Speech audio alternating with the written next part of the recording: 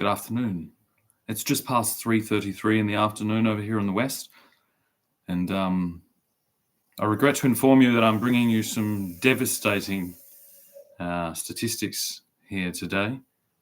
This will be part of our rolling coverage as to the attempted genocide of the chivalrous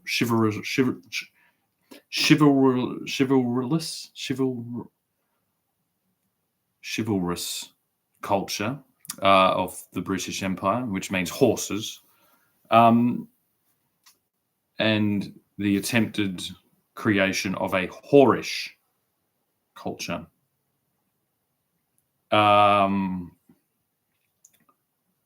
Staggering revelations here that a significant amount of teachers are being exposed for having OnlyFans accounts, which makes me wonder, like, those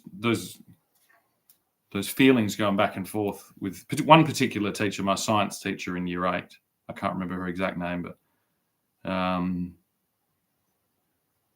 I can't imagine what it would have been like if I could paid $5 to see her stick a cucumber in her ass. I'd say that would have shaped my life for the negative, in a negative direction. I'd say it would have increased my levels of misogyny. And I'd say in the vacuum left from the social activity on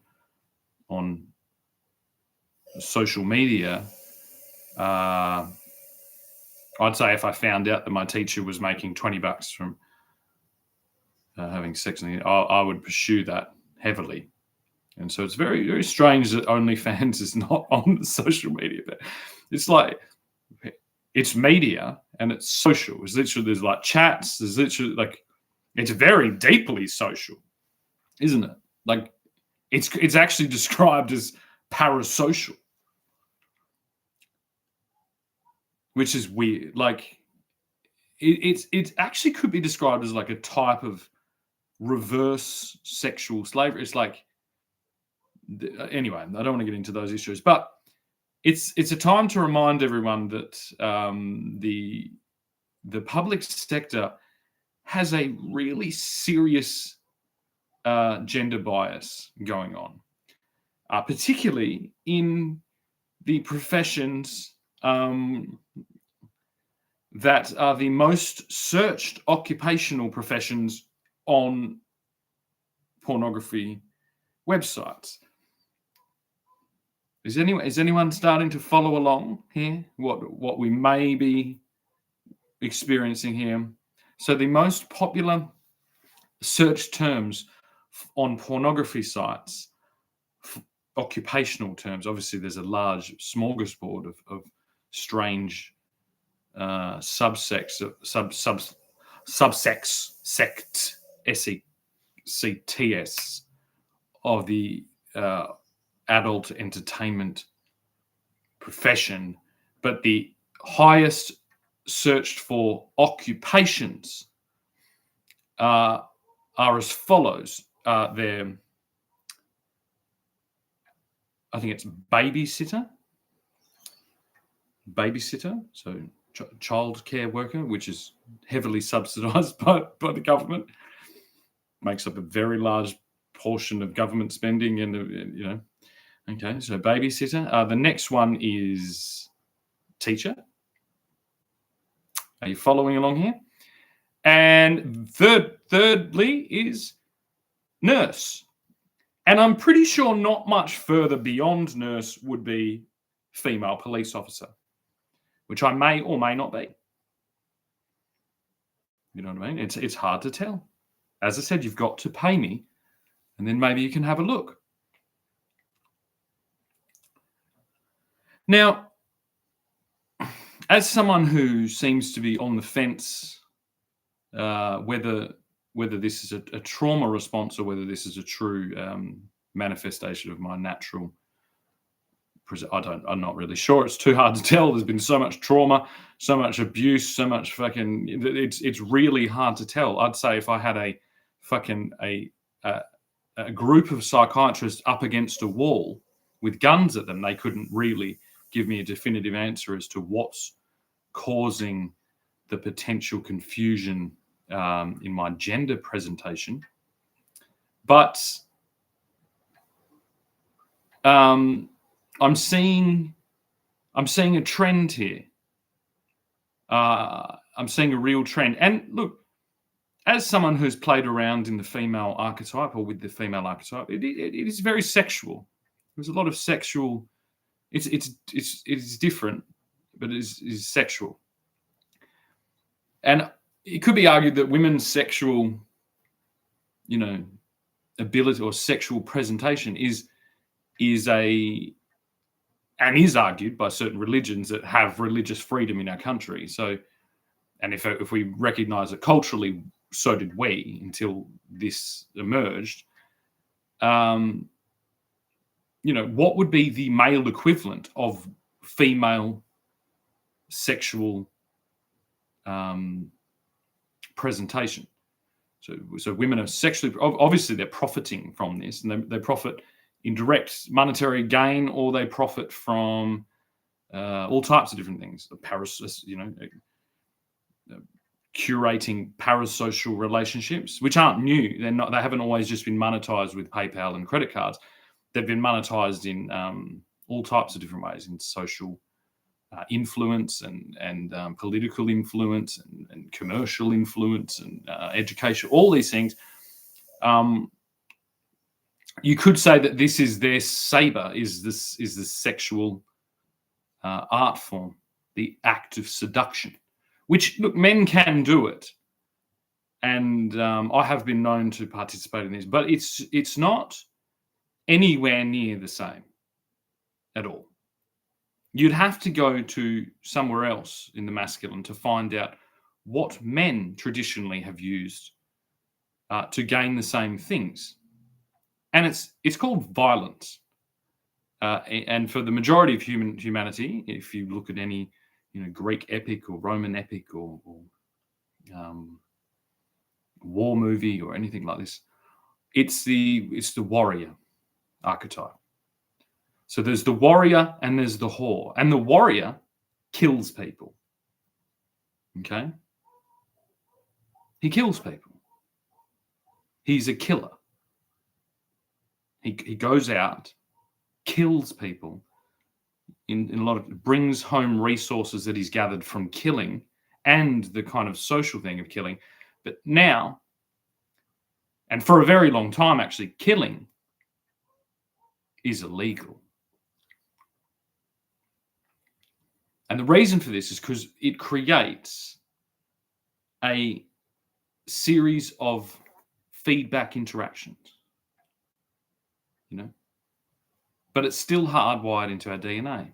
But it doesn't work when we face the judicial system, the legal system, all these systems that were created to stop people killing each other. Another reason people kill each other is over sexual selection. This is a high contributing factor. In fact, most altercations, violent altercations I've experienced or witnessed have been over the sexual preferences of a woman, or the sexual, competition towards a particular woman.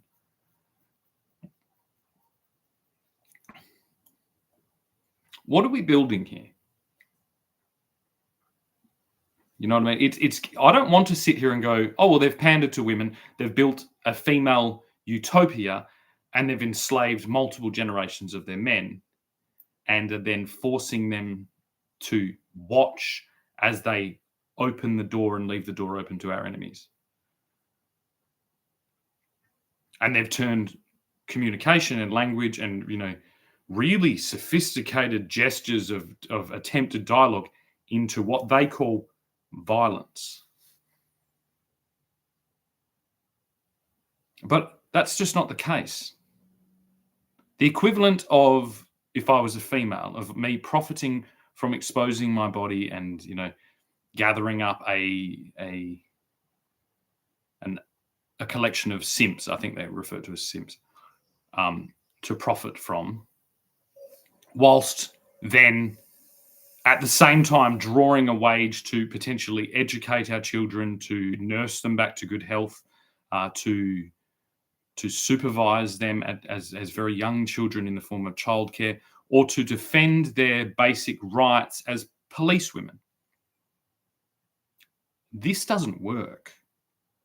You know what I mean? I know that it's a hustle culture that's been projected all around us, and that, you know, multiple careers and, you know, this is my side hustle and all these things is been the talk of the town for the last 10 years. But this can't. These two professions can't coexist. The same as killing.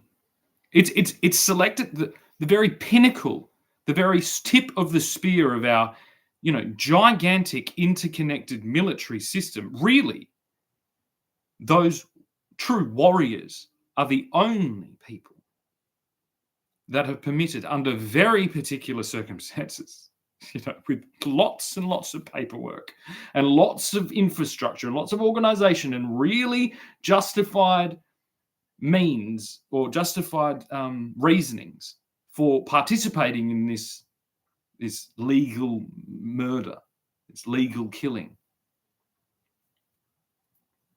And I just can't see how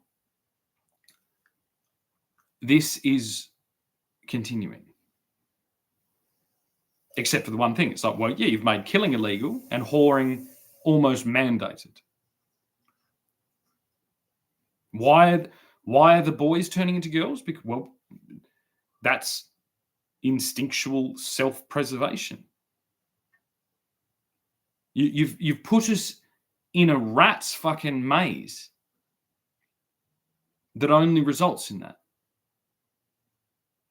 And as man by man is activated to the true understanding of what exactly you are doing to us, they're activated into violence. And if they can't pacify their violence, then they're processed through your other social system, which is the prison system and the court system, which is turning a blind eye to this entire thing. I can't imagine what the response would be pre-internet, pre-smartphone, pre-online credit cards, if we hadn't have walked step by step into this fucking dystopian shithole. I can't imagine what would have happened if a fucking teacher was found to be fucking, you know what I mean, selling pictures of her fucking tits or far worse in an open marketplace, whilst demanding, because of the obvious fact that the internet and social media is knocking on their profession's door. It is the largest threat to their career path. And so by turning social media off for kids, and then you're directly amplifying this emergent marketplace of OnlyFans. All under the false thing that, like, this doesn't, it's not as damaging as actual prostitution. Damaging to who? There's one particular, it's about three. There's about three women I know personally. I do know personally, or have seen or followed or whatever, that I know have directly contributed to OnlyFans. I will never forget that they were on there. You know, I wish it wouldn't, but it does affect my view of them. It will affect, you know, the way their children look at them, all types of things. Exactly the same as if I killed someone. Even people that accidentally kill people, like young children, P-platers and things, who drink and drive and kill their friends, they're clearly not trying to kill their friends. You know, they're very new to the concept of what alcohol does to you. They're reinforced almost culturally to do this type of behavior. There's 1,000 reasons as to why every single, you know, young man or woman who is sitting in a jail cell now under manslaughter for what really is an accident, I can't see how that's not a direct comparison to OnlyFans. Women will end up being killed because they've been encouraged to participate in online prostitution, in whatever form it may take, by other women. This is no different than a group of young men or whoever, young people, voluntarily entering a car with a drunk person only to end up with some of them being dead.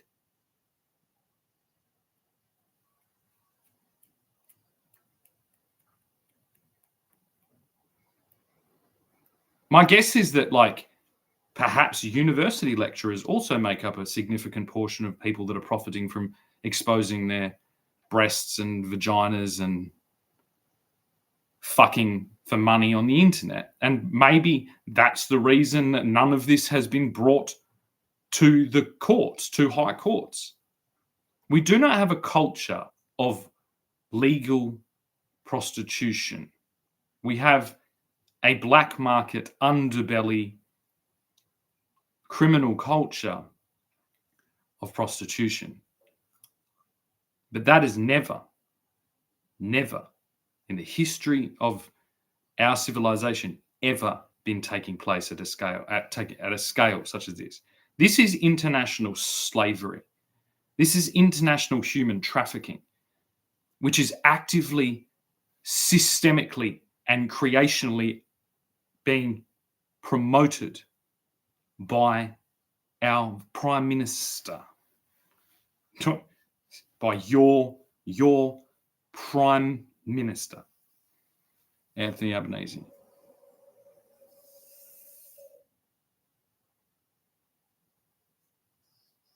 I fucking hate cider. I especially hate fucking Strongbow cider. I fucking hate it.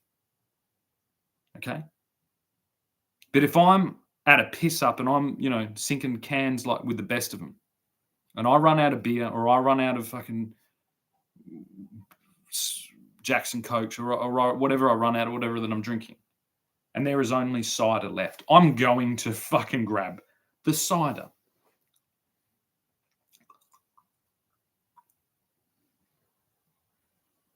That's what OnlyFans is as a social media. Some people love fucking cider. That's all they drink is cider.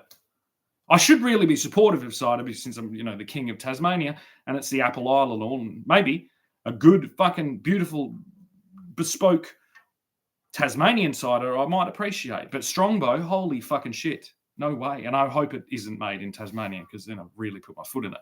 But one thing I know isn't made in Tasmania is OnlyFans. It's made in Ukraine, which is currently a war zone. It's made, managed, it was founded in Ukraine. It doesn't belong here.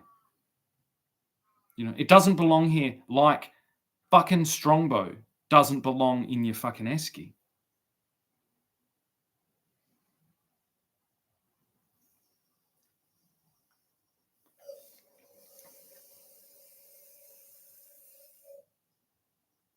We're going to have to get some precedents here. We're going to have to get some manslaughter charges up. How much are we saying, you're associating with a criminal gang?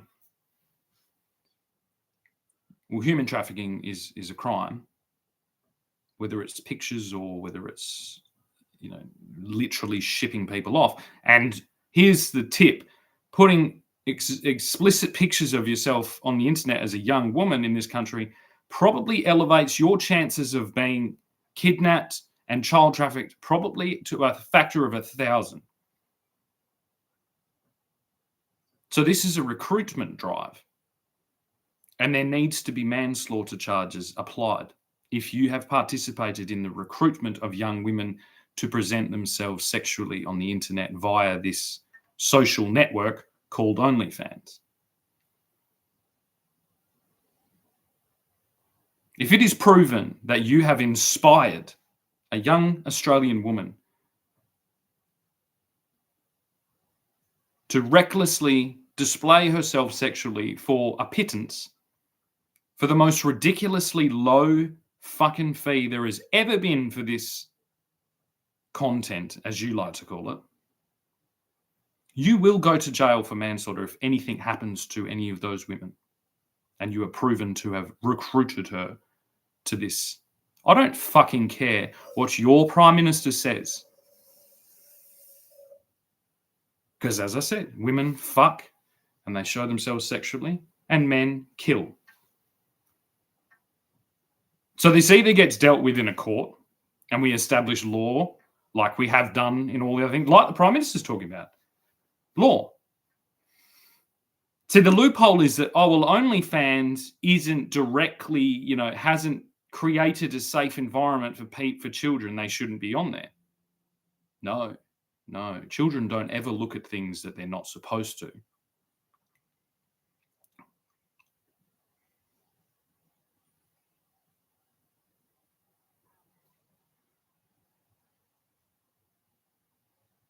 Anthony Albanese has basically closed the door. Any type of perceived legitimate career that you may have thought you were going to be able to pursue in Australia using the fucking internet, using social media, which is like the Yellow Pages. It's more than the Yellow Pages. It's the town square. It's literally the street with the windows, with the shops in it. My online presence, you'll notice if you look at my Instagram or my Facebook for my company, was called Glass Shop. It's a fucking shop. It doesn't sell naked women at all. Never has. It's a fucking shop on a fucking street that Mark Zuckerberg beautifully prepared for the world.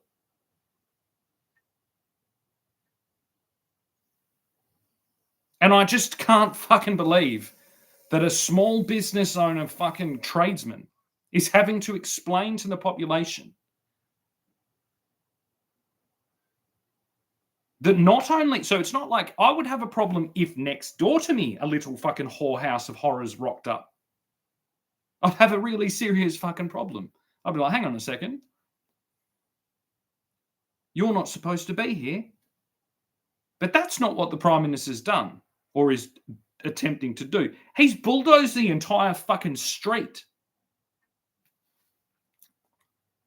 He's firebombed every fucking shop, bang, bang, bang, bang, bang, bang, and basically declared that we're all fucking criminals and that we're all participating in some type of hideous fucking adults-only fucking infrastructure of social media.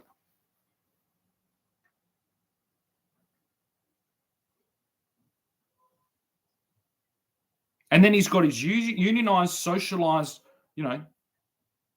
road traffic controllers to set up detour signs, sneakily, all the back streets, to usher all the young people of the country to these hideous fucking dark web fucking palaces of bullshit and sin.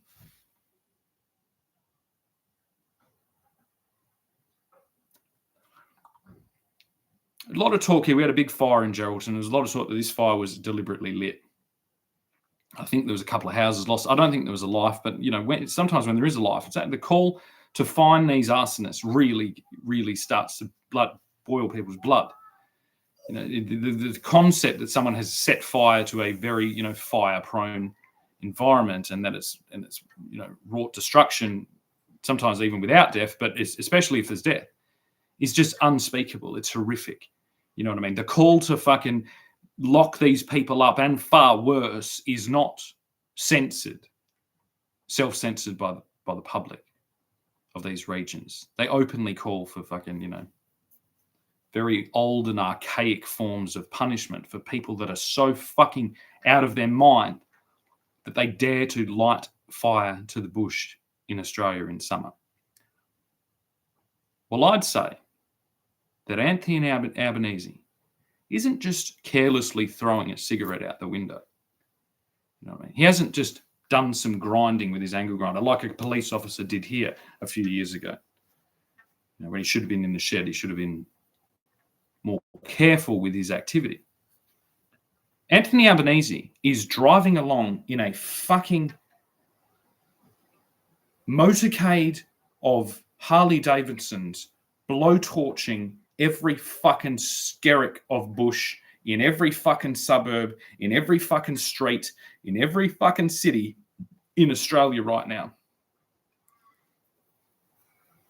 He's doing the fire stick fucking strategy the Aboriginals did, where escaping from the burning fucking bush, they run into the thing, and the Aboriginals they didn't have bows and arrows. They fucking boomeranged them, or they hit them on the head with a stick. Sometimes they're already half barbecued. What the fuck are you smoking, Anthony Albanese, if you think that this isn't going to lead you to forever in prison? You set fire to our fucking country.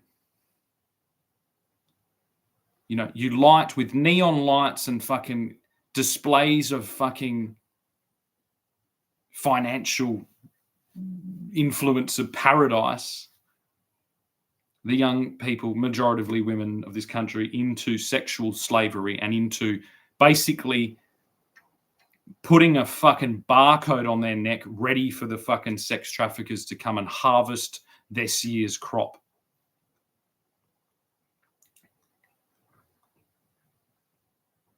Can you imagine thinking that you're going to get away with that in this country?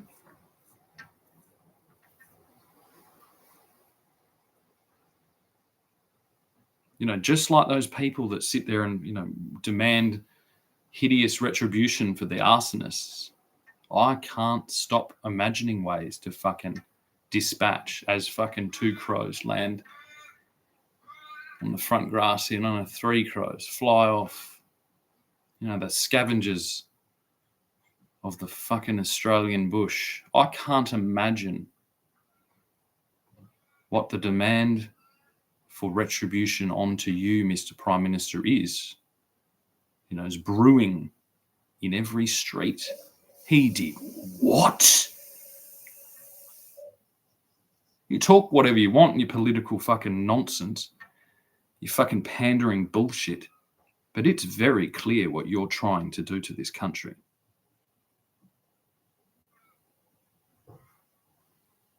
It's very clear what your fucking comrades, what your party is trying to do to this country.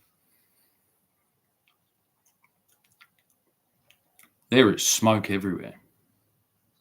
There is children fucking screaming. There is fucking 40 feet high of fucking flame and fury running to every suburb and every city in this country, lit purposefully and knowingly so that he could profit individually by our or your Prime Minister. Holy fucking shit. They're going to rip you to shreds, cunt.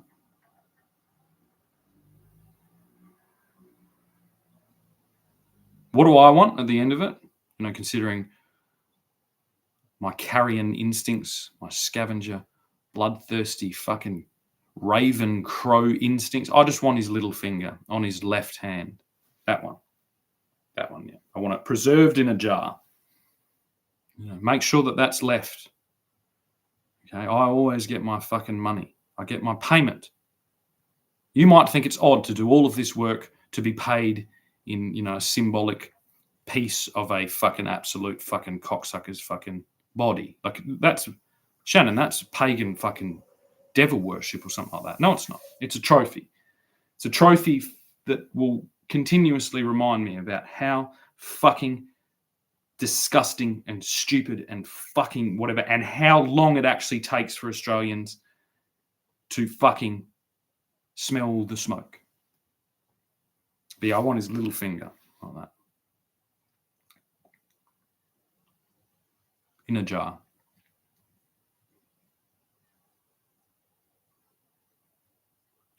The rest, that's all up to you. Hooroo.